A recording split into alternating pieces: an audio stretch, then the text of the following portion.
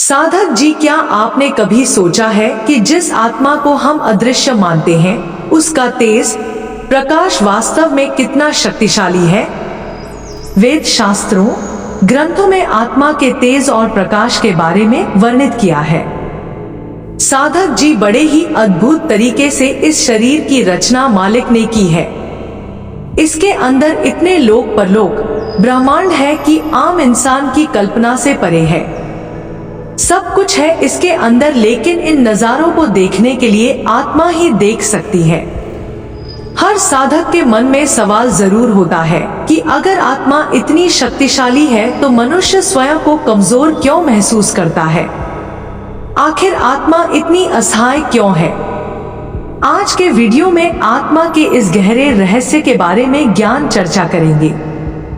आत्मा जो एक अजर अमर प्रकाश पुंज है, ज्योत है, लेकिन कितने आश्चर्य की बात है कि इंसान कभी उसे देख नहीं पाता, बाहर की आंखों से दिखाई नहीं देती।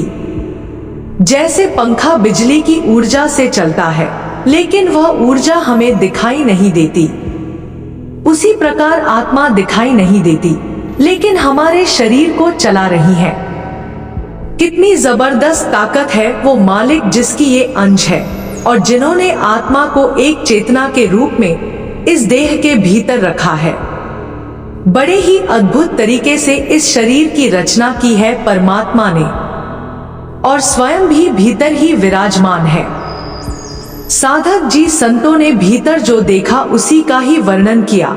संत मत के अनुसार और आत्मा यानी चेतना का तेज और प्रकाश 11 सूर्य के बराबर बताया।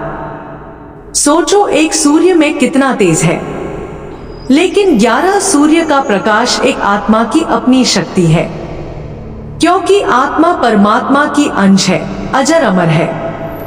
परमात्मा का तेज करोड़ों सूर्य के बराबर है तो आत्मा का कितना होगा। लेकिन सवाल यह उठता है कि अगर एक आत्मा में इतना तेज है तो वो इतनी कमजोर और हताश क्यों है। जैसे संत कबीरदास जी ने बताया है कि जब आत्मा मृत्यु लोक में आई तब इसने मन और माया का साथ ले लिया। मन और माया के साथ के कारण यह कर्म बंधनों में बंधती चली गई और इस पर इतने आवरण चढ़ते गए कि इसका दिव्य तेज कम होता गया। और उससे बड़ी बात यह है कि आत्मा खुद को भूल गई कि वह परमात्मा का अंश है, उसका देश अलग है।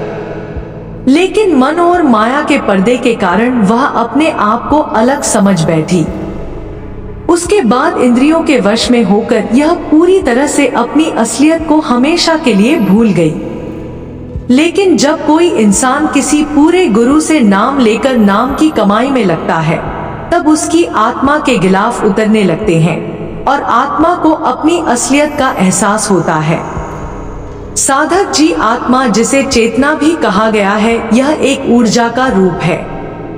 जब आत्मा भीतर रूहानी यात्रा करती है तो ऊपर के मंडलों में अंधकार को दूर करने के लिए इसके प्रकाश की जरूरत पड़ती है।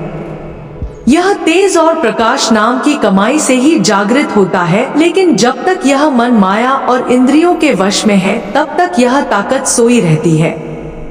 आत्मा की शक्ति और तेज सूरज से भी ज्यादा है, लेकिन जब तक यह अपने मालिक के प्रति जागृत नहीं होती इसकी शक्तियां सोई रहती है। साधक जी, प्रश्न शक्ति का नहीं पहचान का है, इसलिए अपनी शक्तियों की पहचान करने के लिए ध्यान अभ्यास करें। जिनको सत्य का ज्ञान हो गया है वो हर रोज नियमित अभ्यास में वक्त दे, क्योंकि हमें जो सांसें मिली है बहुत कीमती है और गिनती की दी हुई है, कब क्या हो जाए कोई नहीं जानता। इसलिए वक्त निकालकर हर रोज अभ्यास में बैठे। परमात्मा आप पर अपनी कृपा बनाए रखें।